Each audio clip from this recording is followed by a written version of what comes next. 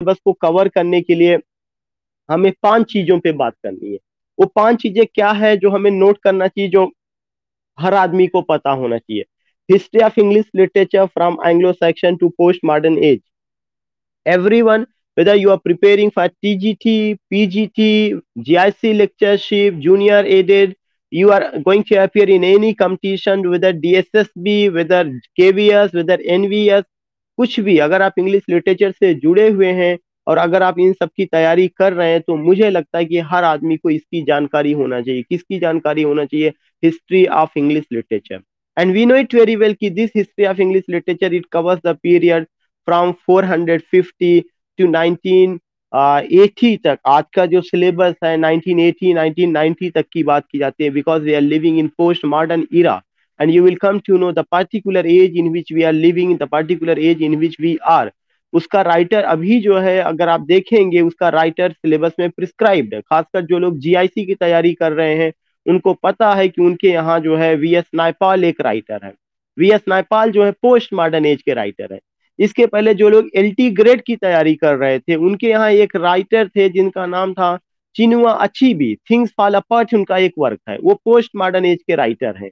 इसी तरह से जो है अगर आप पीजीटी की बात करते हैं तो पीजीटी में you will come to know T S Eliot. T S Eliot died in 1965, 1965 में उनकी मौत होती है। तो टी एस एलियट पीजीटी के सिलेबस में है और टी एस एलियट काफी हद तक मॉडर्न एज और पोस्ट मॉडर्न एज दोनों एज को कवर करते हैं। तो मेरा कहने का मतलब है कि अगर मैं आज आपसे मुखातिब हुआ हूं, if I am addressing you, then we have to make the plan what we have to do. ऐसा नहीं है, मैंने नहीं कहा कि we are here for what, we are here to dance, we are here to sing a song and you will clap. You are not a spectator, you are not only a listener, but you have to be participate. You, because your participation, your engagement during lecture is very important. If you respond me, if you are engaged with me, surely and certainly this class will be a very energetic class. This class will be highly fruitful to all of us. So what I want to say, what I want to tell you, when you are with me, when you are giving your beautiful and lovely company, now you have also some duties. You have to do your duty and I have to do my own duty. So what I want to say, what I want to tell you, ki when I'm delivering a lecture, your participation is highly significant. And how you can participate? You can participate whenever I deliver any lecture, whenever I tell any points, when I respond, when I ask any question, you have to give what you have to give your quick response. Quick response is shows how much you are active, how much you are passionate, how much you are energetic, and how much you have enthusiasm to get whatever I want to share with you. So what I want to say, when I tell you about this particular phenomena, when I go with this particular thing, what you have to do, so your active participation, that is highly significant. तो मैं जो बात कर रहा हूँ, मैं जो आपको बताना चाहता हूँ, वो यही चीजें हैं कि आपको क्या तैयार करना है, कितना एक्टिव होना है। अगर आप एक्टिव नहीं होंगे तो हम जो है क्या होंगे, कहीं ना कहीं इनएक्टिव हो जाएंगे। ये नियम है, ये नियम है। एक्शन का इनएक्शन होना ही होना है, रिएक्शन एक्शन का रिएक्शन होना ही होना है। तो इसीलिए it's my humble request to all of you कि please participate actively during when you attend my class, when you attend my lecture. Please show your presence, please participate it here. What we have to do, number one, we have to prepare history of English literature. This history of English literature from Anglo-Saxon to post-modern age. And Anglo-Saxon का मतलब क्या है? Anglo-Saxon का मतलब कि it covers the period from 450 to 1066. In Anglo-Saxon period, you will come to know कि 450 से 1066 के बीच में कोई बहुत बड़ा चीज नहीं हुआ था। एंग्लो सेक्शन में दो चीजें बहुत इंपॉर्टेंट है। इंग्लिश का पहला एपिक जिसको हम बियोल्फ कहते हैं, BEOWULF, इंग्लिश का पहला एपिक बियोल्फ जो है ये कब आता है? ये एंग्लो सेक्शन पीरियड में आता है। We know it very well कि जो बियोल्फ है, Beowulf was an it's an example of what? It's an example of primary epic. Primary epic Beowulf जो एंग्लो सेक्शन पीरियड में आता है वह प्राइमरी एपिक का एग्जाम्पल है। इससे रिलेटेड एक क्वेश्चन पूछा जाता है कि क्या who is the author of Beowulf? We know it very well कि there is no author of Beowulf. क्यों? कारण है कि बियोल्फ जो है यह एक टीम वर्क था। You can't give credit any individual person कि this work has been written by that man, this work has been written by that man. No, not at all. It was a team work. जो Beowulf जो पहला epic रहा है यह team work रहा है। Team work होने की वजह से आप इसको किसी एक को क्रेडिट नहीं दे सकते हैं। दूसरा क्वेश्चन ये पूछा जाता है बियोल्फ है क्या, तो जो बियोल्फ है दैट वाज प्राइमरी एपिक और इंग्लिश लिटरेचर का पहला प्राइमरी एपिक है। तीसरा क्वेश्चन ये पूछा जाता है ये किस एज में आया है, एंग्लो सैक्सन पीरियड में आया है। एंग्लो सैक्सन पीरियड की डेट क्या रही है, 450 से 1066 ईस्वी तक रही है। एंग्लो सैक्सन पीरियड को एंग्लो सैक्सन क्यों कहा जाता है, इसलिए कहा जाता है कि Anglo and Saxon they were the two tribes, वे दो ट्राइब्स थे जिन्होंने मिल करके इंग्लिश लिटरेचर या इंग्लैंड की कल्चर को वजूद में लाया, जिन्होंने इंग्लिश लिटरेचर या इंग्लिश एक जो हम देखते हैं कि जो क्रिएटिविटी शुरू होती है, you will come to know that the literary land ultimately was cultivated in that era. Literary land जो था इंग्लिश लिटरेचर का, उस चीज को जो है कल्टीवेट किया गया उस इरा में, और जिसका रिजल्ट क्या होता है, we find beautiful craft in the form of what, in the form of Beowulf. और एक खूबसूरत फसल के रूप में लिटरेरी फसल जिसको हम कहते हैं, एक खूबसूरत लिटरेरी फसल उगती है, आती है हमारे सामने, वो क्या है, वो आपका बियोल्फ है। तो जब भी आप एंग्लो सैक्सन पीरियड की बात करेंगे, आपको इस चीज को ध्यान में जरूर रखना चाहिए कि बियोल्फ क्या है, एंग्लो सैक्सन क्या है, 450 से 1066 का क्या इंपॉर्टेंस है। इतना पॉइंट आपको उस एज से कवर करना है। मैं इसको लिखवाऊंगा भी व्हाइट बोर्ड शेयर करके, but in today's lecture I am live interacting with you because so many people have joined this session, they are not familiar with means कि how do I deliver my lecture, how I interact. This is very important that I have to interact with you. I have to deliver lecture whenever I have to deliver lecture. Means पहली class में मैं आपके साथ live इसीलिए हूँ कि आपको एक शैली का पता चलेगा, वे ऑफ टीचिंग का पता चलेगा, और एक मोड ऑफ एक्सप्रेशन का पता चलेगा। This is why I am here and always remember that कि I always use means I would like to be bilingual whenever I deliver my lecture. तो उसमें आपको you will enjoy it. You will get ultimately means कहीं ना कहीं आपको एक अच्छा लगेगा।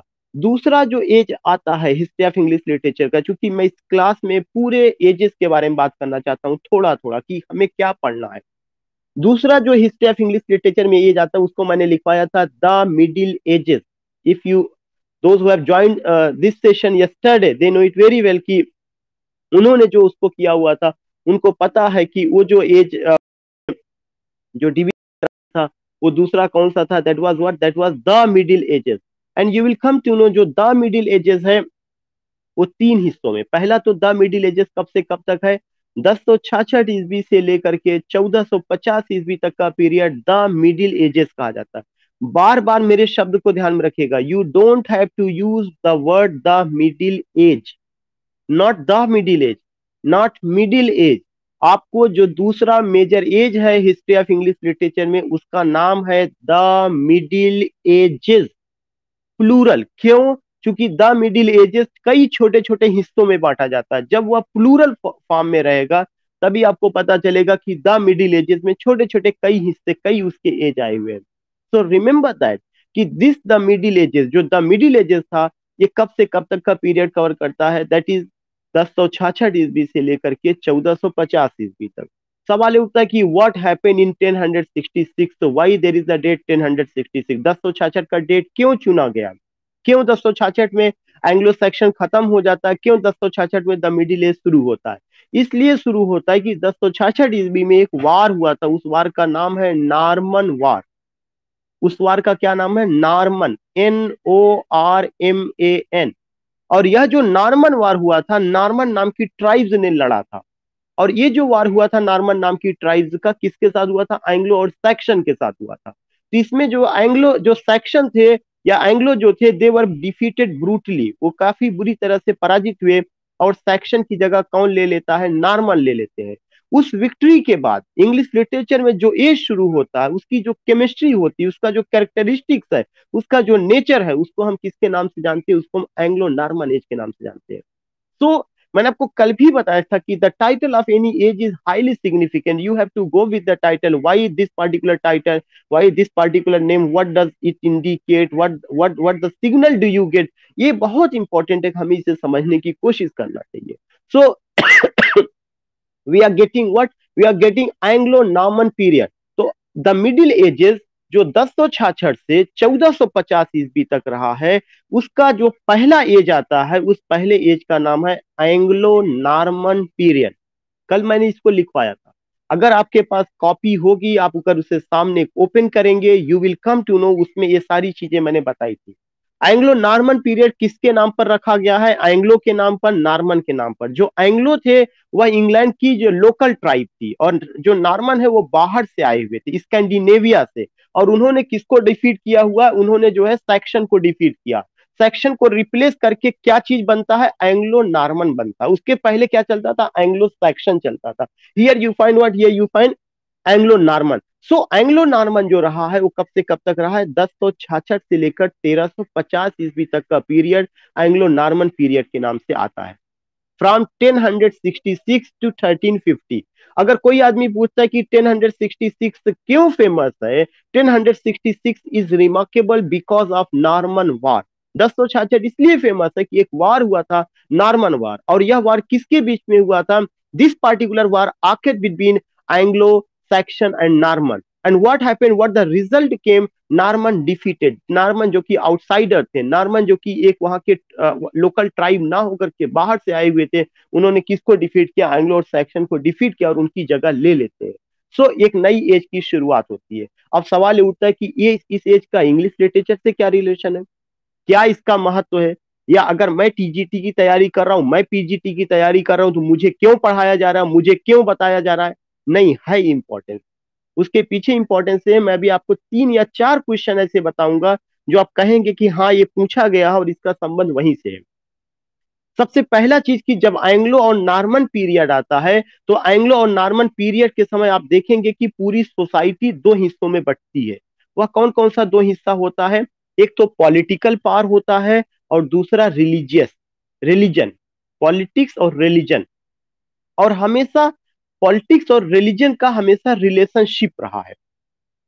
जो पॉलिटिकल पावर के ठेकेदार थे, they were the kings, they were the courtiers, they were the ministers, they were the landlords, and they were what, आप कह सकते हैं कि जो भी किंग के साथ रहने वाले लोग थे।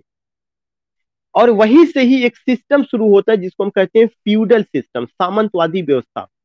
तो एंग्लो नॉर्मन एज इसलिए इंपॉर्टेंट है क्योंकि एंग्लो नॉर्मन पीरियड में पार के 2 केंद्र बनते हैं, शक्ति के 2 केंद्र बनते हैं, शासन के 2 केंद्र बनते हैं। एक केंद्र जो है राजा के द्वारा चलाया जाता था, political power, that was in the hand of king. और दूसरा पावर जो है, दूसरा केंद्र क्या था? रिलीजन था, that was in the hand of the bishop, that was in the hand of the courtiers, that was in the hand of the minister, not courtiers, sorry, bishop, monk, prioress, जिसका mention Chaucer की Canterbury Tales में मिलता है। ये दोनों power आपस में टकराते हैं। जब ये दोनों शक्तियां आपस में टकराती हैं, पॉलिटिकल पावर और रिलीजियस पावर, तो आप इसमें देखेंगे कि जो रिलीजियस पावर है वो ज्यादा शक्तिशाली होता है। Political power became secondary and religious power became primary. जो चर्च था, जो बिशप थे, जो उसकी मोनोपोली थी जो है, ये पूरे की पूरे जो है जनमानस में वो कहीं ना कहीं अपनी एक जगह बना लेते हैं। और किंग लगातार कमजोर होते जाते हैं। ये तो मैंने एक आपको कहानी बताई शक्ति का कैसे जो है शिफ्टिंग ऑफ पावर होता है। You find the shifting of power, how power shift from court to church. कैसे पावर कोर्ट से, कैसे पावर राजा के हाथ से निकल करके बिशप के हाथ में चला जाता है। यह एक अलग चीज है जो उस समय देखने को आपको मिलेगा। और जो बिशप थे उन्होंने दोनों पावर की लेकर के उसका मिस यूज किया। इसीलिए आप देखेंगे चासर के वर्क में कि there is a light satire when he tells about whom, when he tells about monk, prioress, और जिन जो भी रिलीजियस ठेकेदार हैं, जब उनके बारे में वो बात करते हैं तो he criticises, he does not admire them but criticises them. अब सवाल ये उठता है कि टीजीटी के पर्सपेक्टिव से, पीजीटी के पर्सपेक्टिव से, जूनियर एडेड के पर्सपेक्टिव से इस एज से क्या क्या क्वेश्चन आते हैं? सबसे पहला और इंपॉर्टेंट क्वेश्चन ये होता है कि इस एज में ड्रामा की शुरुआत होती है।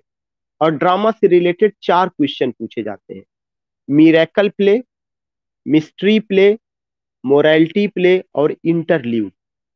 ये जो चारों वर्ड मैं यूज कर रहा हूं, इन चारों वर्ड का आना किस एज में होता है? You will come to know that they came या इट केम। ये जो चारों वर्ड रहे हैं, या जो अर्लीस्ट फॉर्म्स ऑफ ड्रामा रहा है, earliest forms of drama, it came in Anglo Norman period. मैंने क्या क्या नाम बताया? Miracle play, mystery play, morality play और इंटरल्यूड। अगर आप उठा के देखिएगा 2016 में, 2013 में, 2011 में इंटरल्यूड कई बार पूछा गया कि इंटरल्यूड है क्या। तो इंटरल्यूड लिटरेरी टर्म तो है, लेकिन यह इंटरल्यूड किससे जुड़ा हुआ है? ड्रामा से जुड़ा हुआ है, पोइट्री से नहीं जुड़ा, नावल से नहीं जुड़ा हुआ है, प्रोज से नहीं जुड़ा हुआ है। इसका पहले यूज कहाँ पे किया गया? ड्रामा में यूज किया गया। और इंटरल्यूड क्या है? Interlude is a Latin word. यह एक लैटिन वर्ड है जिसका मतलब होता है बिटवीन द प्ले। उसमें नहीं लिखा गया बिटवीन द नावल, वहां पे नहीं कहा गया बिटवीन द पोइट्री, वहां पे नहीं कहा गया बिटवीन द प्रोज। जो वर्ड यूज किया गया कि interlude means between the play. क्यों? क्योंकि जब प्ले आता था तो पहले प्ले में केवल और केवल ट्रेजिक एक्शन होता था, लेकिन कुछ लोगों ने एक्सपेरिमेंट किया, उन्होंने ट्रेजिक एक्शन की जगह कॉमिक सीन्स भी डाल दिए। तो वो जो पूरे के पूरे ट्रेजिडी में जो कॉमिक सीन होती थी, जो कॉमिक एक्शन होता था, उसी कॉमिक एक्शन को जो वर्ड यूज किया गया वह कौन सा वर्ड था? Interlude. If anyone asks you what is interlude, interlude is a Latin word which means between the play. It refers to comic scene in any tragic play, comic action in any tragic play. या आप ये कह सकते हैं कि इसको simple way में English में क्या कहा जाता है? Comic relief. It is also known as comic relief. तो एक important question you will get so many times, it has been asked in TGT, PGT, junior added. तो मैं ये जानना चाहता हूं कि जब ये पूछा जा रहा है तो इसका रिलेशन कहां से? एंग्लो नॉर्मल से। दिस इज व्हाई आई से कि हर आदमी को हिस्ट्री ऑफ इंग्लिश लिटरेचर जानना चाहिए। There are so many question you don't know, कि आप ये सोचते होंगे कि ये तो सिलेबस में है नहीं, फिर भी ये पूछा जा रहा है। क्यों पूछा जा रहा है? क्योंकि वह किसी न किसी तरह से ड्रामा से जुड़ा हुआ, पोइट्री से जुड़ा हुआ, नॉवेल से जुड़ा हुआ, प्रोज से जुड़ा हुआ, फॉर्म्स और मूवमेंट से जुड़ा हुआ। तो इस एज में चार ऐसे शब्द आते हैं जो ड्रामा से जुड़े हैं। एक तो मैंने क्लियर कर दिया, इंटरल्यूड। दूसरा एक शब्द है miracle play. This particular miracle play you will come to know कि this miracle play it is associated with what? Miracle play ultimately it was based on the life of whom? It was based on the life of saints. उस समय जो drama होता था या drama का जो characters होते थे वे ज्यादातर जो है क्या होते थे? सब्जेक्ट मैटर बाइबल से लिया जाता था। बाइबल में जीसस क्रिस्ट की लाइफ को दिखाया गया है, बाइबल में कुछ सेंट्स की लाइफ को भी दिखाया गया है। तो जो सेंट्स होते थे, जब सेंट्स की लाइफ को स्टेज पर परफॉर्म किया जाता था with the help of characters, तो उस तरह के प्ले को या उस तरह की चीज को क्या कहा गया? उसको मिरेकल प्ले कहा गया। MIRACLE, miracle play. So if anyone asks you what is miracle play is a type of play which deals with the life of saints. जो सेंट्स की लाइफ को डील करता है, जो सेंट्स की लाइफ को फॉलो करता है, ऐसा प्ले जो सेंट्स की जिंदगी को नमूना बना करके स्टेज पर परफॉर्म किया गया, उसको क्या कहा जाता है? उसको मिरेकल प्ले कहा जाता है। ये भी कब आया था? एंग्लो नॉर्मन पीरियड से इसकी शुरुआत होती है। फिर उसके बाद एक आता है mystery play. What is mystery play? Mystery play is a type of play which deals with the life of Jesus Christ. When the events related to the life of Jesus Christ was imitated and performed on the stage with the help of characters, then that particular play was addressed as mystery play. जब Jesus Christ की जिंदगी के हिस्से को या उनकी पूरी जिंदगी को इमिटेट करके, कॉपी करके एक ड्रामा की शक्ल दी गई और कुछ कैरेक्टर्स ने जीसस क्रिस्ट की लाइफ को प्ले किया, तो उस पार्टिकुलर प्ले को या उस पार्टिकुलर चीज को क्या कहा गया? उस पार्टिकुलर चीज को मिस्ट्री प्ले कहा गया। तो you came to know about miracle play, mystery play, और तीसरा आपका क्या है? इंटरल्यूड। चौथा चीज जो है जो आपको बताया गया वो क्या है? Morality play. Just I want to know कि what is morality play if anyone ask you. जब कॉमन आदमी जो बहुत ज्यादा धार्मिक थे, जिसमें जो है एक तरह से रिलीजियस या राइटियसनेस था, जो कि राइटियसनेस बहुत ज्यादा उनमें था, जिसको हिंदी में अगर मैं कहूँ कि कॉमन आदमी जो बहुत धर्मपरायण थे, जो इनके अंदर सादगी थी और धर्म को बहुत ही अच्छे ढंग से लाइफ में उसको फॉलो करते थे या इमिटेट करते थे, तो जो कॉमन आदमी की जिंदगी को लेकर के जो प्ले लिखा गया उसको क्या कहा गया, उसको मोरालिटी प्ले कहा गया। तो in this way you came to know about miracle play deals with the life of saints, mystery play deals with the life of Jesus Christ, morality play deals with the life of common men who were what, जो कि बहुत ज्यादा जिनमें righteousness था, धर्म प्रायण थे, अगर मैं हिंदी में वर्ड यूज करूं। और अगर जो है आप इंटरल्यूड की बात करते हैं तो Latin word between the play या किसके लिए इंडिकेट करता है, कॉमिक रिलीफ के लिए। ये चारों चीजें आपको कहाँ से मिलती हैं, ये चारों चीजें आपको एंग्लो नॉर्मन पीरियड। अब सवाल ये उठता है कि क्यों आखिर ड्रामा के क्वेश्चन वहां से पूछे गए, क्योंकि एंग्लो नॉर्मन पीरियड में कोई भी ऐसा काम पोइट्री को लेकर, प्रोस को लेकर के नहीं हुआ है। जो भी काम हुआ है वो ड्रामा को लेके हुआ है, और ड्रामा भी कोई रिटन फॉर्म में नहीं था। The ultimate source of drama was Bible. Drama का जो सोर्स था वह बाइबिल था। बाइबिल से सब्जेक्ट मैटर को ले लिया जाता था। कौन से subject matter, related to life of saints, related to the life of Jesus Christ, common righteous man.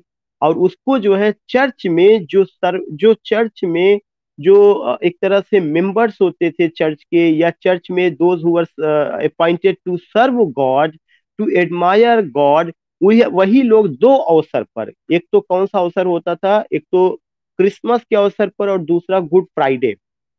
Christmas और good Friday, on these two occasion church के लोग क्या करते थे, इस तरह की चीजों को ऑर्गेनाइज करते थे और कॉमन आदमी को धर्म के बारे में, जीसस क्रिस्ट के बारे में, उनके बारे में जानकारी देते थे।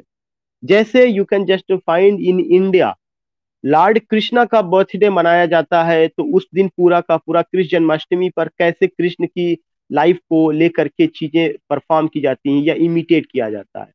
या जो है एक जो त्योहार दशहरा है, दशहरा से पहले कैसे रामायण का मंचन होता है 10 दिन तक, कैसे जो है लगातार रामलीला जो है गांव गांव में उसका पूरा होता है। ऐसे ही कुछ कुछ एक तरह से आप कह सकते हैं, in the very beginning we find drama in England, we find drama in England. So that is a highly significant point जो आपको ये समझने की कोशिश करना है कि why you have to go with Anglo Norman period. अगर आप एंग्लो नॉर्मन पीरियड में दो चीजें समझ लें कि in Anglo Norman period there were the two centres of power, शक्ति का दो केंद्र था। पहला तो आपका चर्च बन गया, दूसरा आपका कोर्ट बन गया। कोर्ट का जो हेड था वो कौन थे, किंग थे, और जो चर्च के हेड थे वो कौन से थे, बिशप थे। लेकिन बिशप ने अपनी शक्ति को बढ़ाया, किंग की शक्ति कमजोर हो गई, king became secondary and bishop became primary. और जो धर्म के ठेकेदार थे उन्होंने खूब आसानी से मध्य युग में लोगों का शोषण किया, एक इमोशनल ब्लैकमेलिंग एंड तमाम चीजें, because the people of that time they were uneducated, they were unpolished, they were illiterate, they don't know Latin, they don't know other languages. So what were written in Latin, they were not in position कि what is the origin, what originality lies in Bible। जो भी bishop ने बताया लोगों ने मान लिया। तो एक इंपॉर्टेंट सेक्शन, एक इंपॉर्टेंट पॉइंट जो आपको कवर करना है वो मैंने यहाँ पे आपको बताया। द मिडिल एजेस का दूसरा पीरियड एज ऑफ चौसर का आता है। एंग्लो नॉर्मन पीरियड हो गया, उस पर मैंने डिस्कस किया, मिरेकल प्ले मैंने बताया, मिस्ट्री प्ले मैंने बताया, मोरालिटी प्ले मैंने बताया, इंटरल्यूड मैंने बताया, शक्ति के दो केंद्र बताए आपको, कोर्ट को लेकर के और किंग को लेके मैंने बात किया, बिशप को लेके मैंने बात किया, चर्च को लेके मैंने बात किया। अब इसके बाद you will come to know कि एक और चीज आपको नजर आएगा कि इसके बाद एंग्लो नॉर्मन पीरियड के बाद एक छोटा सा एज आता है जिसको हम एज ऑफ चौसर कहते हैं। पहली बार आपको देखने को मिलेगा कि किसी मैन के नाम पर उस एज का नाम रखा गया है। एज ऑफ चासर किसी ट्राइब के नाम पर नहीं है, एज ऑफ चासर किसी पॉलिटिकल इवेंट के नाम पर नहीं है, एज ऑफ चासर किसी क्रांति के नाम पर नहीं कि फ्रेंच रिवॉल्यूशन के नाम पर रखा गया है, बल्कि जो है या किसके नाम पर रखा गया है, एज ऑफ चासर जो रखा है या किंग के सॉरी या जो है you you will come to know कि ये जो पोएट रहे हैं उस समय के लीडिंग पोएट, इसका मतलब क्या होता है, इसका मतलब ये होता है कि इंग्लिश लिटरेचर में एक पोइट्री के फील्ड में बड़ा काम अगर होता है तो कब होता है, ये जब चौसर में होता है। And we know it very well कि चौसर क्या रहे, Chaucer father of English poetry, number 1 point. चौसर को हम लोग मॉर्निंग स्टार ऑफ रिनेशा कहते हैं। चौसर का कंट्रीब्यूशन हीरोइक कपलेट में रहा है। सबसे पहले पोएट थे जिन्होंने हीरोइक कपलेट का इसको इंट्रोड्यूस कराया इंग्लिश लिटरेचर में, खासकर अपनी किताब लीजेंड ऑफ गुड वुमेन में। हमें यह भी पता है कि Chaucer serves in the court of three Kings, उन्होंने तीन राजाओं की सेवा की। वी आल्सो नो कि Chaucer wrote in three languages, उन्होंने तीन भाषा में लिखा है, फ्रेंच में, लैटिन में, इंग्लिश में। अगर आपको कुछ नहीं करना रहता तब भी चौसर के बारे में इतना पता करना पड़ता है कि प्रोलॉग टू कैंटरबरी टेल्स किसका क्रिएशन है। प्रोलॉग टू कैंटरबरी टेल्स ये जो है जोफ्रे चौसर का क्रिएशन है, उनका मास्टरपीस है जो इंग्लिश में लिखा गया है। इसके अलावा Troilus and Cressida, legend of good women, so many things you come to know about that man. तो इस आदमी ने कुछ बड़ा काम किया। This man was the leading poet of that age, this is why the particular age got the title age of Chaucer. किसी के नाम पर किसी एज का नामकरण करना यह अपने में बड़ी चीज है। ये किसी पुल का उद्घाटन नहीं हो रहा है, किसी जो है दुकान का उद्घाटन नहीं हुआ है, बल्कि एक पूरा लिटरेचर का उस पार्टिकुलर चीज को जो है यहाँ पे बताने की कोशिश की गई कि एक पार्टिकुलर ईरा होता है, उस पार्टिकुलर ईरा में उनके अलावा कोई नहीं रहा होगा। अगर रहे होंगे तो सारे लोग उनके इतने बड़े नहीं होंगे, उनकी इतना बड़ा कद उनका नहीं रहा होगा। This is why you will come to know कि that particular age is known as the age of Chaucer. अगर यह एज ऑफ चौसर है तो उन्होंने समथिंग ही डिड, उन्होंने कुछ ना कुछ किया। उन्होंने क्या क्या किया मैं फिर से आपको बता दूं। उन्होंने एक नए स्टैंजा को लाया मार्केट में, मतलब लिटरेचर के फील्ड में। वो जिस स्टैंजा को लाते हैं उस स्टैंजा का नाम है चासरियन स्टैंजा। चासरियन स्टैंजा कितने लाइन का है? 7 लाइन्स का है। दूसरा चीज उन्होंने क्या किया, उन्होंने हीरोइक कपलेट को इंट्रोड्यूस किया। और आपको पता है कि जो हीरोइक कपलेट है कितना पॉपुलर होता है जॉन ड्राइडेन के समय, अलेक्जेंडर पोप के समय, और डॉक्टर सैमुअल जॉनसन के समय, जिसको आप एज ऑफ रेस्टोरेशन एज कहते हैं, Augustan age, age of sensibility में, वहां पे कितना पॉपुलर हुआ था। तो उसकी शुरुआत जो होती है वो यहीं से होती है। तो इस तीसरा पॉइंट की जब आप हीरोइक कपलेट की बात करते हैं तो you know it very well कि हीरोइक कपलेट आयम्बिक पेंटामीटर में होता है, 5 फीट और 10 सिलेबल होता है, और हीरोइक कपलेट हमेशा राइम पैटर्न में होता है। हीरोइक कपलेट हमेशा राइम पैटर्न में होता है। तो दो बात मैंने बताई, हीरोइक कपलेट को लेके मैंने बात बताया, चौसरियन स्टैंजा को लेके मैंने बात बताया। हीरोइक कपलेट को किसने इंट्रोड्यूस किया? चौसर ने इंट्रोड्यूस किया। किस किताब में इंट्रोड्यूस किया? सबसे पहले लीजेंड ऑफ गुड वुमेन में। लेकिन उनकी जो मास्टरपीस इंग्लिश लिटरेचर में है, that is what, that is prologue to Canterbury Tales, it is also written in heroic couplet. यह भी आपका किसमें लिखा गया? हीरोइक कपलेट में लिखा गया। इसके अलावा चासर को और क्या, चासर को फादर ऑफ इंग्लिश पोइट्री कहा गया, father of English poetry. Chaucer को यह भी कहा जाता है कि with him our real poetry was born, उनके आने से ही हमारे रियल पोइट्री का आगमन होता है। ये सारी बातें जब आप करते हैं, चासर के साथ कुछ और चीजें जो है जुड़ी हुई है। जैसे चासर को फादर ऑफ नैरेटिव टेक्निक कहा जाता है। सबसे पहले पोइट्री में स्टोरी बताने की कला उन्होंने डेवलप की है।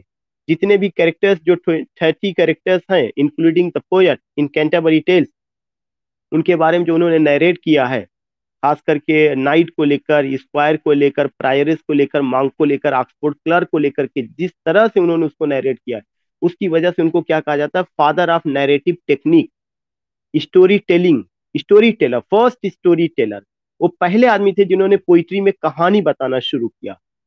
चासर को जो है father of irony and satire भी कहा जाएगा। आयरनी और सटायर पोइट्री में, लिटरेचर में, इंग्लिश लिटरेचर में अगर किसी ने यूज किया तो चौसर ने ही यूज किया।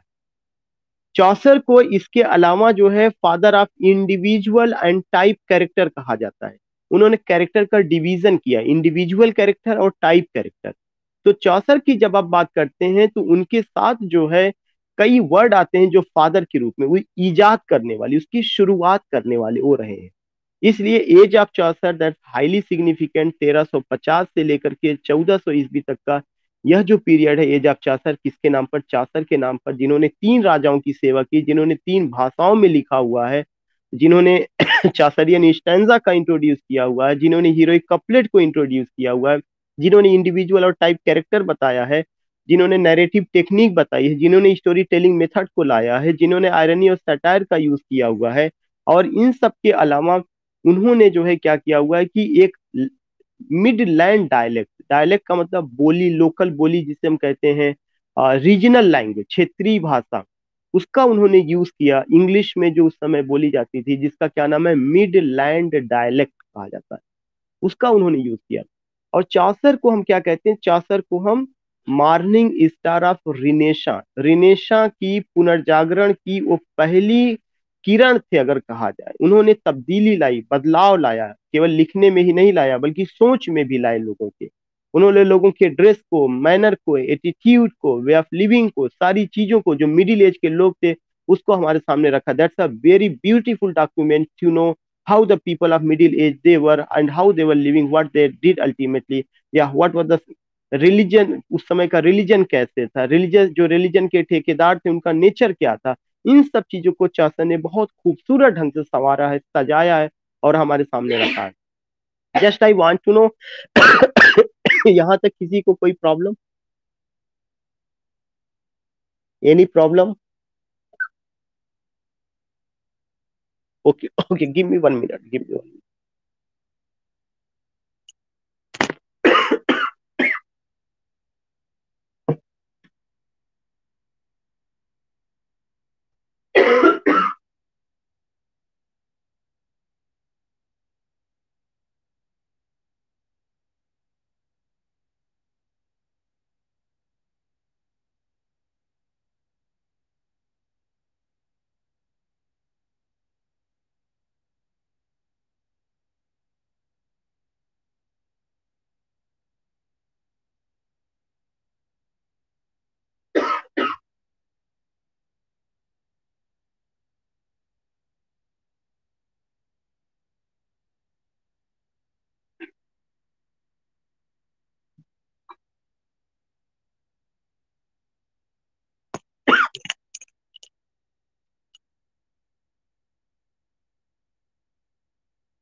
या तो जी,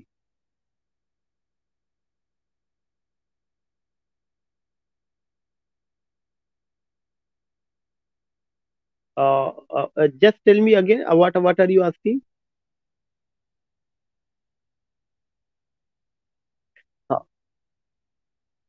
4 पेज का मुझे भी उसको चेक करना पड़ेगा।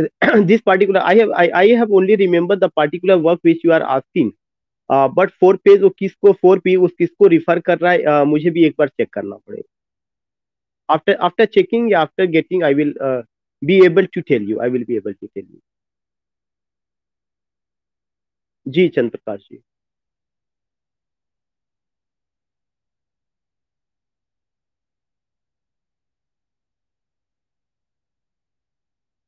नहीं, एंग्लो तो इंग्लैंड के हैबिटेंट से थे और जो सेक्शन थे वो बाहर से आए थे। एंग्लो और सेक्शन में, एंग्लो तो जहां पे भी वर्ड एंग्लो आएगा इसका मतलब कि they were the inhabitants of England, England, English people के ही। इंडो एंग्लियन, एंग्लो इंडियन जब भी होता है वो उन्हीं को रिफर करता है, एंग्लो का मतलब वहां का लोकल आदमी। So I was telling you about what I was telling you कि how you can understand age of Chaucer, what the things you find and how you can go, why do we call Chaucer the morning star of Renaissance, उनको morning star of रिनेशा क्यों कहा गया, जबकि रिनेशा काफी बाद आएगा, अभी ऐसा नहीं कि आ गया था, लेकिन उसके पहले ही उनको टाइटल क्रिटिक्स ने देना शुरू कर दिया। जो काम रिनेशा में चौसर के बाद होता है उसकी नींव चौसर ही डालते हैं उसमें।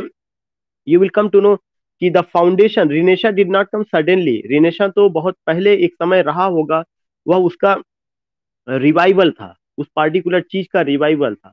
But you will come to know कि Chaucer ultimately was the first man who felt the odour and fragrance of renaissance, renaissance की खुशबू को, रिनेशा की महक को अगर किसी ने सबसे पहले महसूस किया या उसको फील किया तो वो चौसर ही थे। इसीलिए the particular word which you find, the word which he used, the pen which he used, I would not like to say that was the magical pen, but in the pen of word, in the pen of from the pen of Chaucer, what the words came, what the works came, you find what, you find the spirit of Renesha।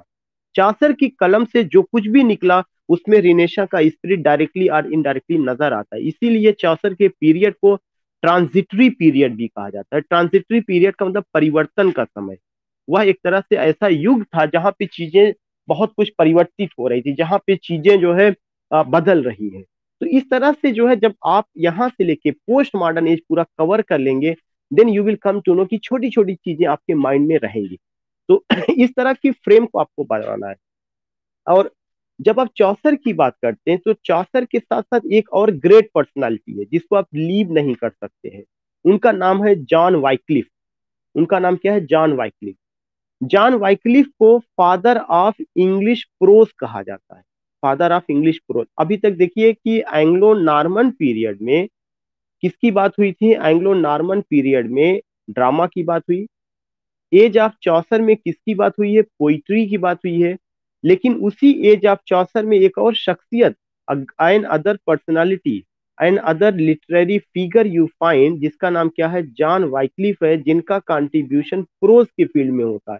इसका मतलब कि चौसर के समय तक English literature में pros में भी काम होने लगा था, पोइट्री में भी काम हो रहा है, और ड्रामा की भी नींव डायरेक्टली और इनडायरेक्टली पड़ गई है, काम हो रहा था। लेकिन वो काम उस तरह से नहीं रहा होगा जैसा कि एलिजाबेथन एज में हम शेक्सपियर को ड्रामा के फील्ड में देखते हैं, प्रोज के फील्ड में जैसे हम फ्रांसिस बेकन को देखते हैं, या जो है और नैरेटिव टेक्निक्स में बाद में जिस तरह से नावल का रूप आता है, वैसा हम वहां पे नहीं देखते। That was the earliest form of pros. और प्रोज की जो शक्ल है वह उस समय किस रूप में आती है? ट्रांसलेशन के रूप में आती है। That was not the original work, it was the translation. और ट्रांसलेशन कैसे किया गया था? बाइबिल का ट्रांसलेशन सबसे पहले जॉन वाइक्लिफ ने 1382 में, 1382 ईस्वी में उन्होंने किया। जब 1382 ईस्वी में जॉन वाइक्लिफ ने बाइबिल का ट्रांसलेशन किया, तो ही translated the Bible from Latin into English. उन्होंने इस काम को लैटिन से किसमें किया? इंग्लिश में किया। इसका मतलब कि जो बाइबिल थी वह लैटिन में थी, जो बाइबिल थी वो हिब्रू में थी, जो बाइबिल थी वो ग्रीक में रही होगी, लेकिन इंग्लिश में नहीं थी। इंग्लिश में लाने का पहला काम अगर किसी को क्रेडिट जाएगा तो किसको जाएगा? जॉन वाइक्लिफ को जाएगा। जब जॉन वाइक्लिफ ने उसको ट्रांसलेट इंग्लिश में किया, या क्रेडिट जो है जॉन वाइक्लिफ को जाता है, तब क्या हुआ कि जो बिशप थे, जो धर्म के ठेकेदार थे, दे गॉट एंग्री, वे नाराज हो गए। क्यों नाराज हो गए? उनको ये लगने लगा कि जो बाइबिल की ओरिजिनलिटी है इंग्लिश में ट्रांसलेट होने की वजह से the people will come to know about it. और जो मैं धर्म का ठेकेदार जो उन्होंने लिया था, धर्म का जो उन्होंने चोला ओढ़ रखा था, उन्हों को लगा कि हमारी अपनी चीजें खतरे में आ जाएंगी। अभी तक जो मैं लोगों को धर्म के नाम पर बेवकूफ बना रहा हूँ, लोगों को लगेगा कि कितने सालों तक उनका एक्सप्लाइटेशन हुआ। इसलिए जितने भी बिशप वगैरह थे, मॉन्क थे, या जो चर्च के जो एक तरह से उसको चलाने वाले थे, दे गॉट एंग्री, और उन्होंने कहा कि यह इन्होंने बहुत बड़ा पाप किया है।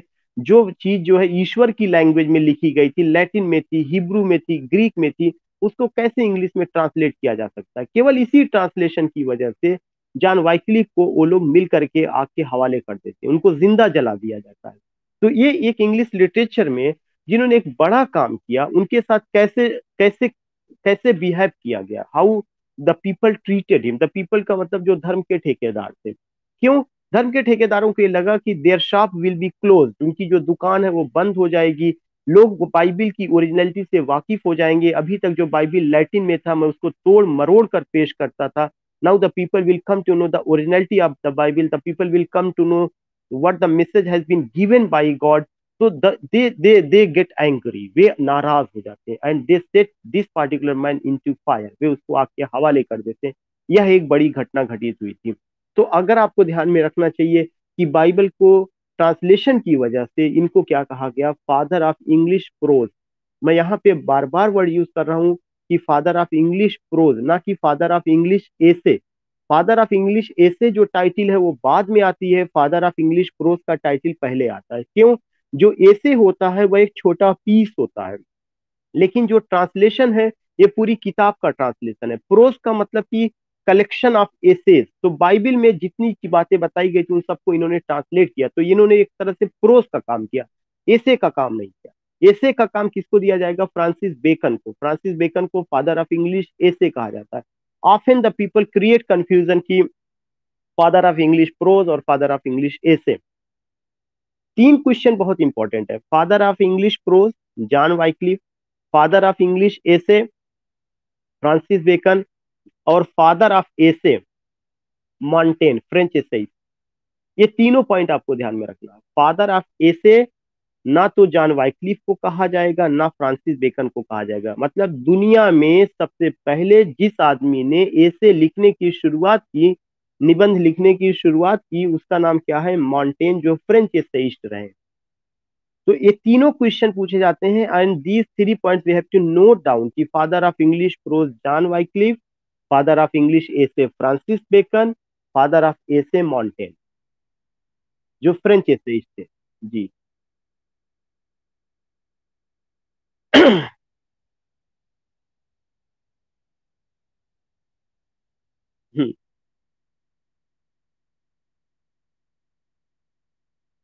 या देखिए, या व्हाट वाज द ऑप्शन? या शिवपाल जी, अभी अभी मैं थोड़ा सा आपको यहाँ पे रोक रहा हूँ। ये जो बातें आप कह रहे हैं, it it will come in my lecture, इसको मैं बताऊंगा। ये किसका हिस्सा है? रिनेशा का हिस्सा है। Is the part of renaissance, age of revival. तो अगर अगर बीच में क्वेरी होने लगेगी जो टॉपिक से नहीं रिलेटेड है, तो चीजें, हमारा जो लेक्चर है वो डाइवर्ट हो जाएगा थोड़ा सा। इसलिए जो है, या इसलिए after completing my lecture I will give you time, वहां पे हम लोग बात इससे रिलेटेड कर सकते हैं। जो अभी टॉपिक चल रहा है, उस टॉपिक से रिलेटेड जितनी क्वेरीज होगा, you can just ask.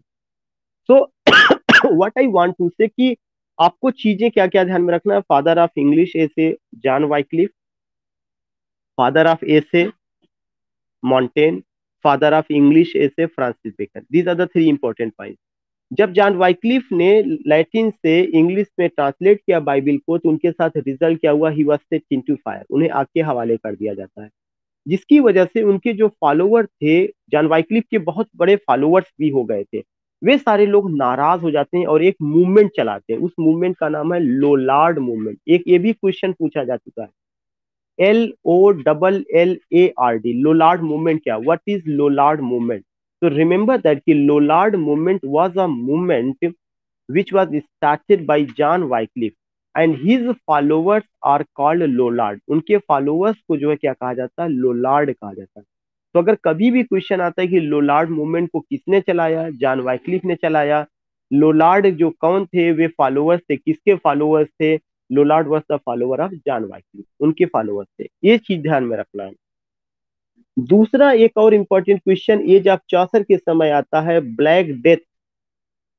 Black death को लेकर के आता है, और ब्लैक डेथ के अलावा जो है, अगर आप देखेंगे कि वहां पे एक जो डिजीज, प्लेग जो था, और पीजेंट रिवोल्ट, दो क्वेश्चन जो चौसर की, कि ये जो है दो घटना किस एज में हुई है? चौसर की एज में हुई है। उसका डेट भी है। जब मैं स्क्रीन शेयर करूंगा तो मैं आपको बताऊंगा कि 1342 48 इस तरह का जो डेट है, खास करके 1381 के आसपास का, या और भी जो डेट है, I will just tell you कि उसमें वो पार्टिकुलर चीज रहा है। तो चौसर के समय दो घटना घटित हुई थी। एक घटना का क्या नाम था? जिसका नाम था पीजेंट रिवोल्ट। दूसरी घटना हुई थी black death. Those who got an emerald guide to English literature, जब वो उसका सेकेंड पेज टर्न करेंगे, तो उस सेकेंड पेज में उसमें डेट बाकायदा दिया हुआ है कि ये दोनों घटना कब घटित हुई थी। When I will when I will share this particular screen, तो मैं उसमें आपको लिख करके बताऊंगा कि हाँ, इसमें क्या चीजें या कैसे रहा है। तीसरी घटना जो मैंने बताया था कि लोलार्ड मूवमेंट, लोलार्ड ब्लैक डे 1384 में, एंड पीजेंट रिवोल्ट 1348 में, 1348, एंड पीजेंट रिवोल्ट का भी कुछ समय होगा ऐसे ही, उसी के 1381, या एग्जैक्टली 1381। तो 1382 में बाइबल का ट्रांसलेशन। तो 1382, 1381, 1348, ये जो तीनों डेट है, इस डेट से हमें डायरेक्टली और इनडायरेक्टली हमें पता होना चाहिए, क्योंकि ये क्वेश्चन पूछा जाता है। चाहे आप प्रिपेयर कर रहे हैं टीजीटी का, पीजीटी का, जीआईसी लेक्चरशिप का, when you are going with this age, you have to go, you have to get. Madam please mute yourself after responding, please mute. Rakhi madam, या please mute. There is a option as you touch mic, yeah, you will be unmute. Yeah, okay. Okay. Now तो you will come to know what you will come to know कि वहां पे ये सब चीजें होती हैं। When you go with these points, तो आपको और क्या क्या चीजें ध्यान में रखना है कि जॉन वाइक्लिफ के समय का जो मूवमेंट था, लोलार्ड मूवमेंट था, बाइबल का ट्रांसलेशन हुआ 1382 ईस्वी में, और जॉन वाइक्लिफ को 1384 ईस्वी में आग के हवाले कर दिया जाता है। तो 4-5 डेट, 1384 में जॉन वाइक्लिफ की मौत, 1382 ईस्वी में बाइबल का ट्रांसलेशन, 1348 ईस्वी में ब्लैक डेथ, 1381 ईस्वी में आपका पीसेंट रिवोल्ट। उसके अलावा मैंने बताया था कौन सा एक वर्ड मैंने बताया, लोलार्ड मूवमेंट, उसको आपको ध्यान में रखना है। लोलार्ड मूवमेंट किससे, पीजेंट रिवोल्ट का एक नेता थे जिसको लीडर आप कह सकते हैं, जिनका नाम था वैट टाइलर, उनका नाम भी अक्सर पूछा जाता है, इस तरह की चीजें। तो ये बहुत कॉमन पॉइंट्स हैं जो हमें सबको पता करना चाहिए या होना चाहिए। और if you get any book you will go कि उसमें सारी चीजें मेंशन की गई है।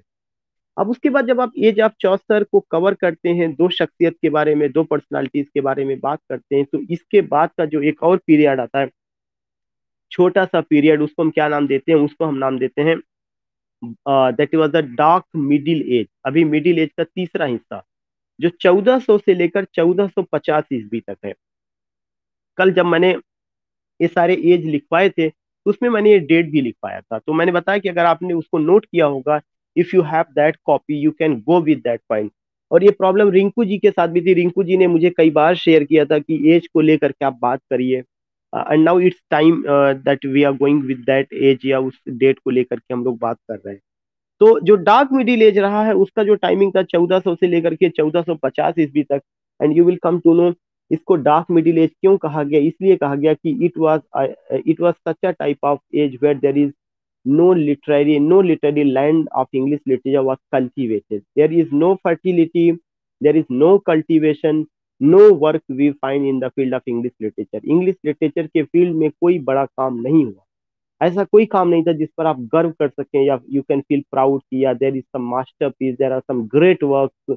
जैसा कि हम बात करते हैं चासर को लेकर, जॉन वाइक्लिफ को लेकर, miracle play, mystery play, morality play, Beowulf को, इस तरह से ऐसा कोई चीज, थोड़ा बहुत कुछ चीजें रही होंगी, लेकिन जहां पे आप अपियर होने जा रहे हैं उसके पर्सपेक्टिव से ऐसा कोई चीज नहीं था। तो डार्क मिडिल एज अगर कभी ये क्वेश्चन पूछा जाता है why the it got the title dark middle age, 50 साल का पीरियड 1400 से 1450, तो यू कैन गिव आंसर की specially in the field of literature we don't find any work, we don't find any big personality, any big literary personality who has cultivated the land of English literature, yeah, who was working as a gardener to create a beautiful garden. No, there was no gardener at all. कोई ऐसा gardener नहीं था, कोई ऐसा poet नहीं था, या कोई ऐसा राइटर स्टेज में नहीं रहा। तो इतनी चीजों को लेकर के हम किसकी बात करते हैं, हम डार्क मिडिल एज की बात करते हैं।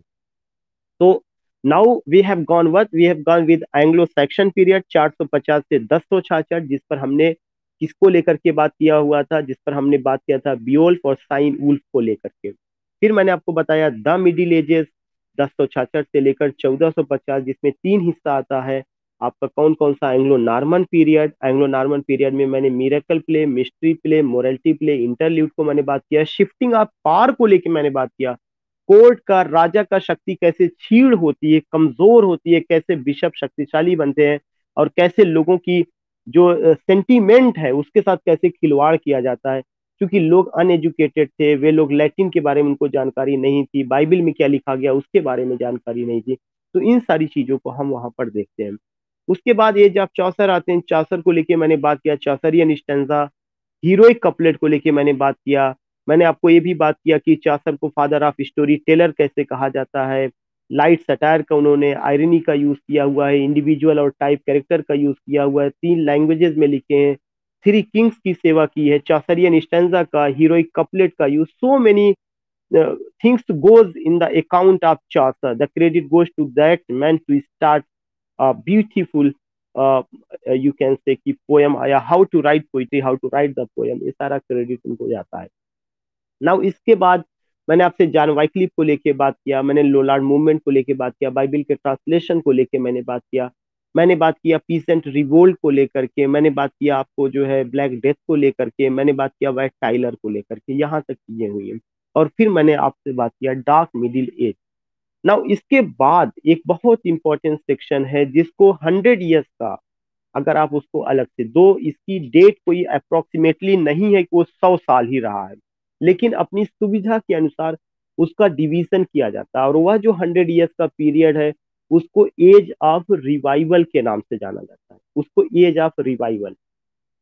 इसका मतलब ये हो गया कि जो मध्य युग की जो जंजीर थी, जो मध्य युग की जो बेड़ियां थी, जिन कड़ियों से लोगों को बांधा गया था, जंजीरों से बांधा गया था, उसको लोगों ने तोड़ा और लोग एक नए एज में प्रवेश करते हैं।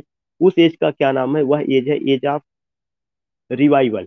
और ये जो रिवाइवल है, इसी रिवाइवल को हम रिनेशा भी कहते हैं। और इस एज ऑफ रिवाइवल का मकसद क्या है, इसका मतलब क्या है, 100 ईयर्स क्यों रखा जा रहा है? इसको 100 ईयर्स रखने के पीछे रीजन ये था कि जो रिवाइवल था, जो रिनेशा था, it was a pan European movement. यह पूरे यूरोप में फैला हुआ था। आपको जब भी रिनेशा पढ़ते हैं तो ये कहा जाता है कि renaissance first came in Italy in 14th century. Renaissance पहली बार इटली में आता है, और कब आता है? 14th सेंचुरी में आता है। फिर ये बताया जाता है कि it came in France in 15th century. तब ये बात की जाती है कि फ्रांस में आता है 15वीं शताब्दी में। फिर उसके बाद ये यूज किया जाता है, it came in England in 16th century. यह इंग्लैंड में 16वीं शताब्दी में आता है। तो now here you can find the journey of renaissance. Journey of renaissance, renaissance जो अपनी यात्रा तय करता है, 3 शताब्दी लगाता है, 14वीं शताब्दी, 15वीं शताब्दी, 16वीं शताब्दी।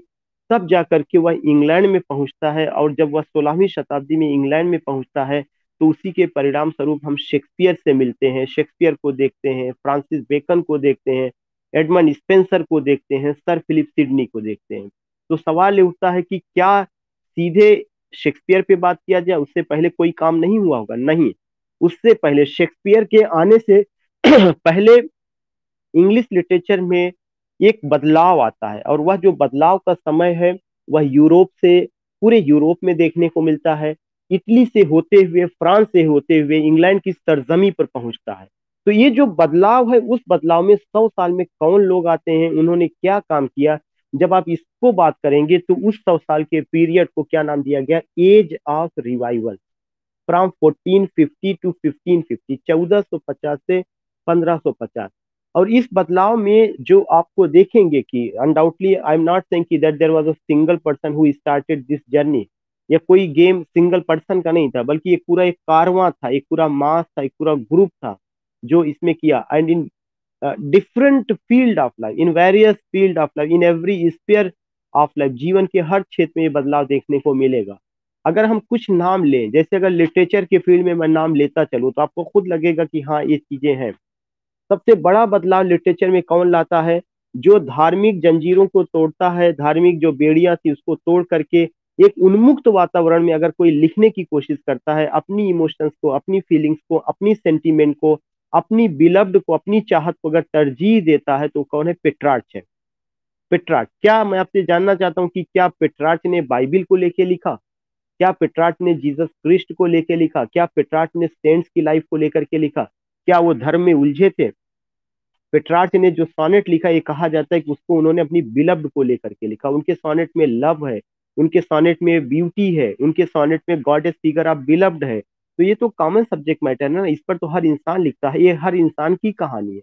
इसमें कोई स्पेसिफिक कैरेक्टर तो है नहीं कि जीसस क्रिस्ट है, सेंट्स हैं, या धार्मिक जो बहुत परहेजगार हैं उनको लेकर के लिखा गया। नो, नॉट ऐसा। तो ये एक सबसे बड़ी तब्दीली लिटरेचर में अगर आती है, या जो हम पेट्रार्च को याद करते हैं, या जो हमें कहते हैं कि पेट्रार्च फादर ऑफ सॉनेट, जो उनको क्रेडिट दिया जाता है, तो केवल इसीलिए नहीं कि उन्होंने सॉनेट लिखा, उन्होंने पोइट्री के सब्जेक्ट मैटर को भी बदल दिया।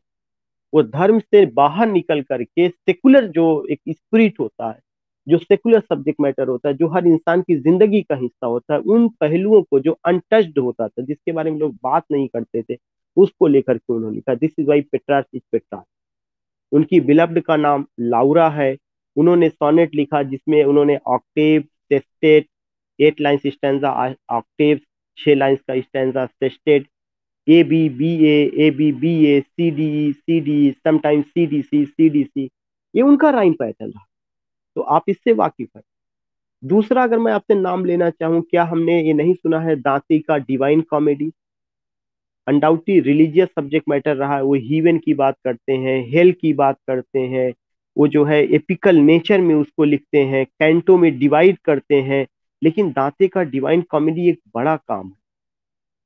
उसमें उस तरह का चीजें नहीं रही कि चौसर का कैंटरबरी टेस्ट जैसा एक बहुत बड़ा चीज रहा जो उन्होंने काम किया।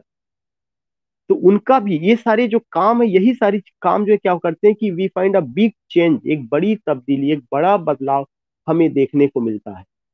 तो दांतेस का डिवाइन कॉमेडी, दांतेस का इन्फर्नो, एक और नाम जो इसी समय आता है मैकियावेली द प्रिंस, मैकियावेली का द प्रिंसेस। मैकियावेली का जो वर्क द प्रिंसेस है उसमें कैसे जो है एम्बिशन को इंपॉर्टेंस दिया गया, कैसे कहा गया कि every man has a target in his life and to achieve that target he या she can adopt any means fair or foul. हर आदमी की जिंदगी का एक टारगेट होता है, वह कुछ बनना चाहता है, कुछ करना चाहता है, और उस टारगेट की प्राप्ति के लिए वह कोई भी साधन अपना सकता है। क्या ऐसा नहीं लगता कि ये जो बात मैकियावेली ने कही है, बाद में शेक्सपियर ने मैकबेथ कैरेक्टर इसी पर ड्रा किया है। मैकबेथ का क्या था ड्रीम प्रोजेक्ट, तो यही था ना कि मुझे राजा बनना है, राजा बनने के लिए वो किसी भी साधन को अपनाया, ये नहीं देखा कि साधन फेयर है या फाउल है। तो मैकबेथ तक पहुंचते पहुंचते, शेक्सपियर तक बात करते करते क्या इनको छोड़ दिया जाएगा? नो, नॉट एट ऑल, ये सब पूछे जाते हैं। पेट्रार्च भी पूछे जाते हैं, दांते का डिवाइन कॉमेडी भी पूछा जाता है, दांते का इन्फर्नो भी पूछा जाता है, मैकियावेली का द प्रिंस भी पूछा जाता है। फिर उसके बाद इसी डिस्कोर्स में, इसी जर्नी में अगर आप देखेंगे तो आपको और एक बड़ा चीज मिलेगा।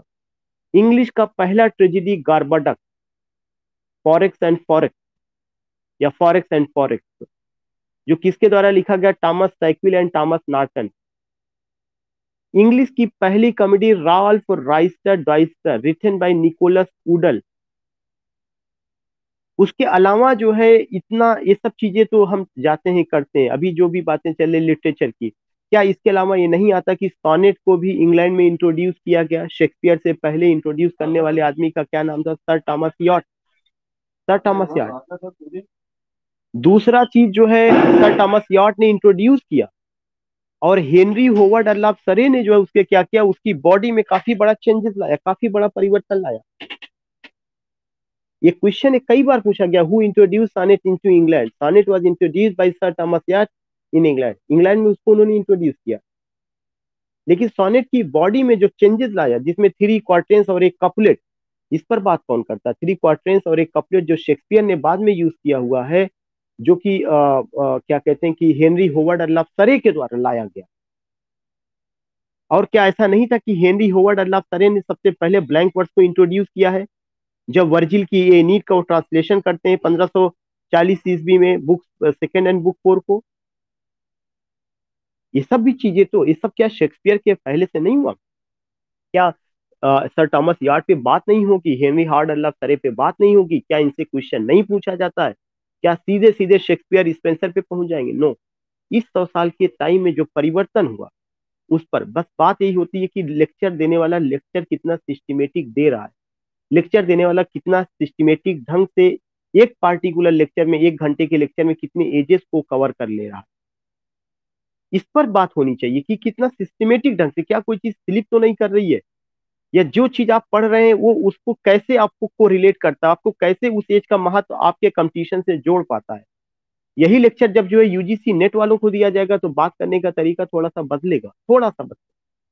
लेकिन आपके लिए तो पेट्रार्च इंपॉर्टेंस है ही है, दांते इंपॉर्टेंट है ही है, मैकियावेली इंपॉर्टेंस है ही है, गॉर्बटक इंपॉर्टेंट है ही है, राल्फ राइस्टर डॉयस्टर इंपॉर्टेंट है ही है, हेनरी हावर्ड अल्लाफ सरी इंपॉर्टेंट है ही है, सर थॉमस यार्ड इंपॉर्टेंस उनका तो है ही है। ये सब हम किस फील्ड में बात कर रहे हैं? लिटरेचर की फील्ड में हम बात कर रहे हैं ना। इसके अलावा जो आप तब्दीली देखेंगे लिटरेचर में, सीनेकन ट्रेजिडी, थॉमस किट का स्पेनिश ट्रेजिडी, इसका मतलब जब आप इन नाम को लेते हैं तो आप किसकी बात करते हैं? आप यूनिवर्सिटी विट्स की बात कर रहे हैं।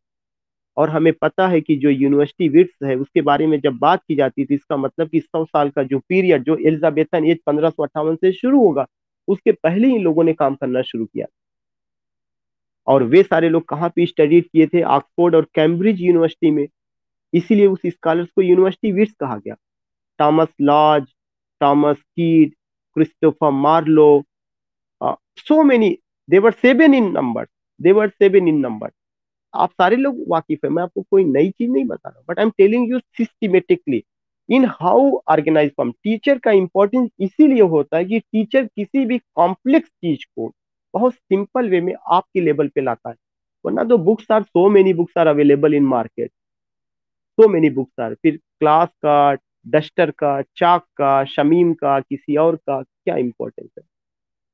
और टीचिंग जो है एक आर्ट है, यह सबके बस में नहीं है। सारे लोग हो सकता है बल्बी से प्रोफेसर बन जाए, हो जाए, अपनी जगह है, लेकिन यह एक आर्ट होता है। यह आर्ट वैसे ही डेवलप करना पड़ता है जैसे हीरोज, हीरोइंस और तमाम लोग जो है अपनी कला में माहिर होते हैं, कोई डांस में, कोई सिंगिंग में, वैसे ही समवन इज आल्सो है। और बहुत अच्छे अच्छे प्रोफेसर, हमारे professor, professor Kailash Sharma sir university of Allahabad के बहुत बेहतरीन टीचर रहे हैं, जिन्होंने काफी कुछ हम लोगों को सिखाया। तो ये एक आर्ट होता है, टेक्निक है कि how you have to present, क्योंकि वो सब ऑर्गेनाइज फॉर्म में की स्टोरी मैटर में, मेथड में आपको बताना है। अब जब आपने यूनिवर्सिटी विट्स की बात की, तो क्या यूनिवर्सिटी विट्स से क्वेश्चन नहीं पूछा जाता कि हैमलेट जो शेक्सपियर ने लिखा है उसका सोर्स क्या है, तो आप तुरंत किसकी बात करते हैं? थॉमस किड का स्पेनिश ट्रेजेडी, या और किसी और की बात करते हैं? या अगर आपसे पूछा जाता है कि जो है एज यू लाइक इट का सोर्स क्या है, थॉमस लाज का Rosalind. These are the common questions which we get, and you will come to know कि इसका कैसे यूनिवर्सिटी विद से कैसे कोरिलेशन है 100 साल की इस पीरियड का। और 100 ईयर्स की इस पीरियड में जो और तब्दीलियां आई हैं, उन तब्दीलियों में, उन बदलाव में अगर आप देखेंगे, तो एक सबसे बड़ा बदलाव जियोग्राफिकल फील्ड में होता है। वह जियोग्राफिकल फील्ड में बदलाव क्या है? Columbus discovered America, Vasco da Gama discovered India, 1492 1498, एक बड़ा बदलाव। विलियम कैक्सटन का प्रिंटिंग प्रेस का आना, गैलीलियो के टेलीस्कोप का आना, उसके अलावा जो है क्या कहते हैं कि आपका एस्ट्रोनॉमी के फील्ड में कॉपरनिकस और टालेमी का आना। एस्ट्रोनॉमी के फील्ड में पहले एक विश्वास ये था कि the earth is in centre, the sun moves around it.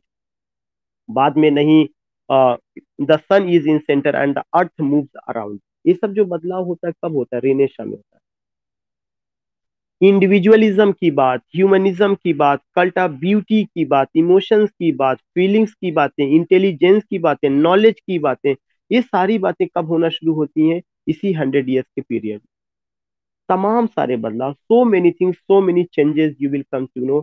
So in today's lecture I have wrapped these things, and I just told you how you can understand from Anglo Saxon to the age of revival, जो ये period रहा है, इन सब में क्या क्या बदलाव, क्या क्या क्वेश्चंस है, जिसको मैंने एक सिग्नल आपको दिया कि जब भी आप जाइएगा तो आपको इनको जरूर जानना है, इन्हें आप भूल नहीं सकते। You have to go with these writers and their work, उसको लेकर। इस तरह बहुत सारा, टॉमस मैलोरी का मार डी आर्थर आया था, और विलियम कैक्सटन ने पहला किताब, फिर उसके बाद उसका ट्रांसलेशन, मैलोरीज का ही ट्रांसलेशन, उनका printing press, so many contribution of the so many people. और इसके अलावा जैसे कि अभी शिवपाल जी का क्वेश्चन था कि बाइबल के ट्रांसलेशन को लेके जॉन परवे का, विलियम टिंडल का, जो कि हिब्रू से, ग्रीक से उसका ट्रांसलेशन और भी ज्यादा हुआ। बाद में authorised version of the Bible जो 1611 ईस्वी में आता है, उसके पहले सारे काम हुए हैं। तो these things you will come to know, जहां पर हम ये सारी चीजें बात करते हैं, या इन सब चीजों को लेकर के। हाँ, जो क्वेश्चन शिवपाल जी का रहा है वो मैं कल उसको जो है, चूंकि वो जब मैं बाइबल की बात करूंगा तो बाइबल से रिलेटेड सारी चीजें एक जगह पहले मैं बात करूंगा, उसको मैं एक जगह करूंगा। तो उसको मैं कल के लिए रखता हूँ, कल के लिए मैं उसको डिस्कस करूंगा।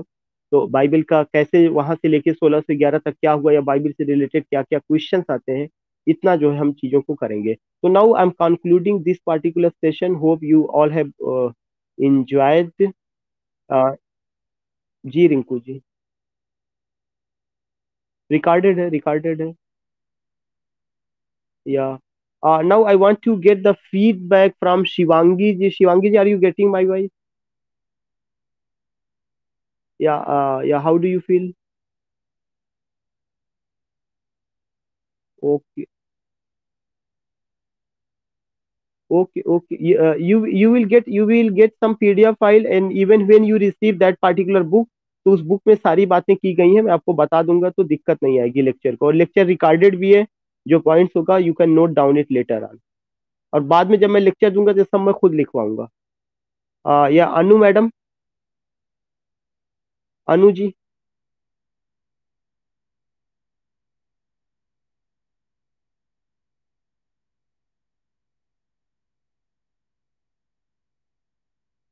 ठीक है, ओके, दैट्स ओके।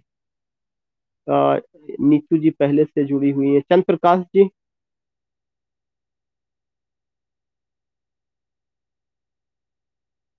या यू कैन आस्क।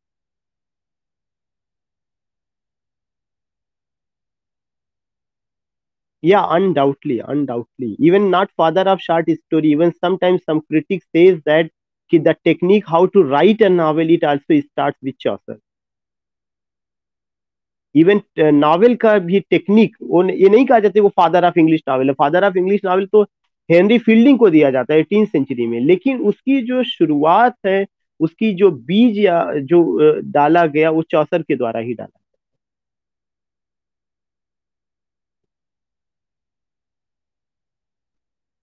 या शिवांगी जी।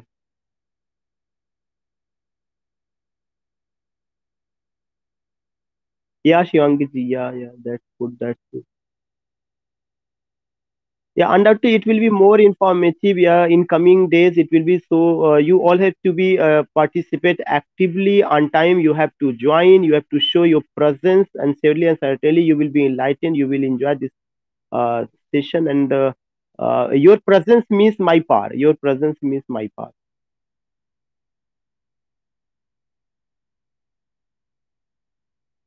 Yeah, undoubtedly for that thing we are doing ना, for that thing we are doing। तो हम लोग तो ऐसे पहले पूरा लेक्चर पोस्ट मॉडर्न एज तक चलेंगे, फिर उसके बाद एक एक एज में कितने इंपॉर्टेंट फैक्ट्स हैं उन सारे फैक्ट्स को स्क्रीन शेयर करके उस पर लिख करके बताएंगे। या okay. Someone was asking something या someone was saying something.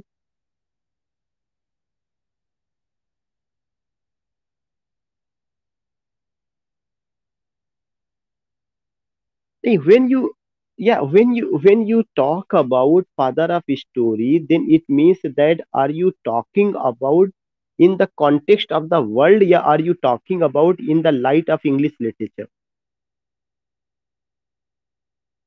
To things are very important. क्या आप जो बात कर रहे हैं, जैसे अभी एसे की बात आई थी, तो ये कहा गया फादर ऑफ एसे कौन है, फिर ये कहा गया कि फादर ऑफ इंग्लिश एसे कौन है। तो are you asking anything in the light of English literature, because we are here for what, we are here for English literature.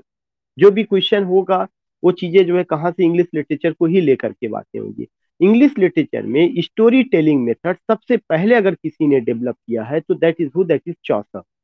अब ये है कि उस पार्टिकुलर चीज को आर्टिस्टिक फॉर्म में, जो शॉर्ट स्टोरी का एलिमेंट होता है, वह अगर आर्टिस्टिक फॉर्म में देखेंगे तो उस आर्टिस्टिक फॉर्म में माउपैसन का, you are taking the name of Maupassant I think,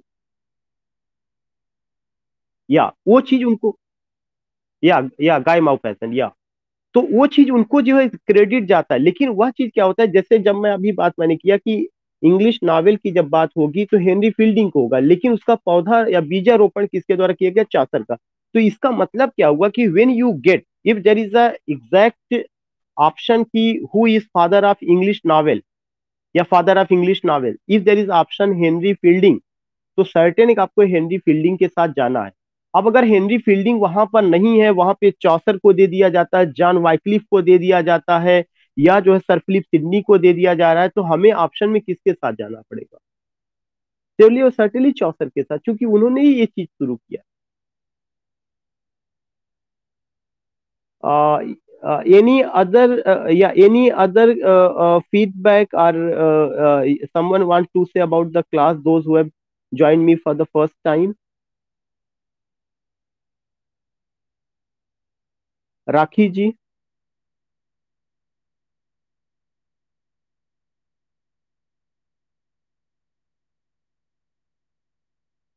and those who did not receive book, if they are interested, जिन लोगों ने आज ज्वाइन किया है, जिस बुक की मैं बात कल किया था, an emerald guide to English literature, वे यहाँ से भी ले सकते हैं, डायरेक्ट उनको जो है भेज दिया जाएगा, क्योंकि बहुत सारे लोगों को भेजा गया है। तो they can just use my WhatsApp number, और मैंने कल दिया था, और उस पर वो भेज सकते हैं अपना एड्रेस।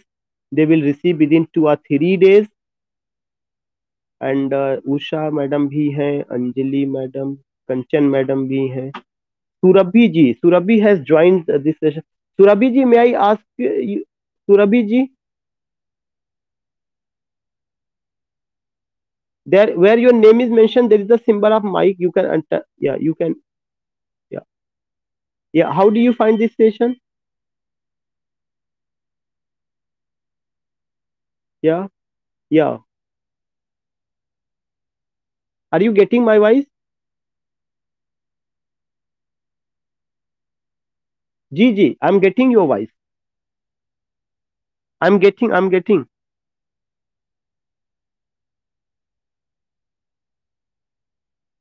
ठीक है, you can just send your feedback in group, group में आप लोग भेज सकते हैं। तो we will meet tomorrow same time, शाम की क्लास के लिए। और बाकी जो टाइमिंग, या मिल जाएगी आज। अगर नहीं मिली है तो परेशान ना होइए, कल आपको हर हाल में एनी हाउ मिल जाएगी। अभी मैं ट्रैकिंग नंबर उसका मैं देखता हूँ और मैं आपको बताता हूँ। जी शिल्पी जी।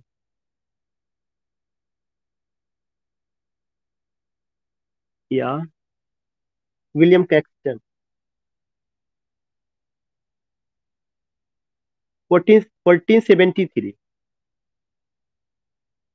हाँ, but when you talk about England, तो in England it came in 1476।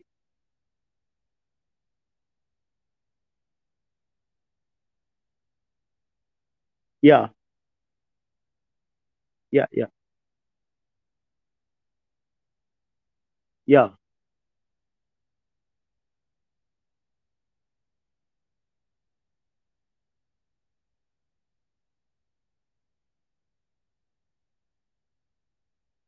English ऐसे।